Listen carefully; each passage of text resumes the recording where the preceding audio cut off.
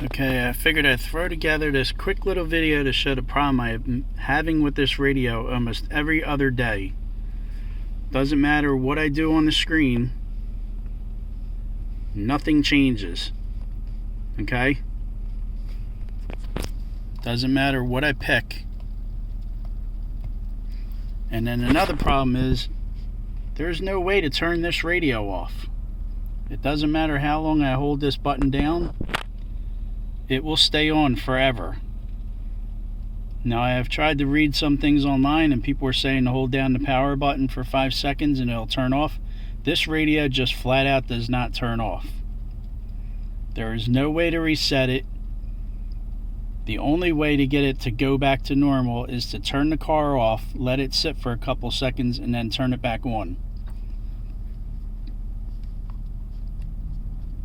None of the touch screen is doing anything. I can't go back. I can't hit enter. Now I can go into settings, but I can't do anything. It won't let me touch anything. There's no way to reset the radio. So I am kind of at a loss. And I have, stuff on a USB thumb drive. Can't do anything with it. It just flashes on the screen.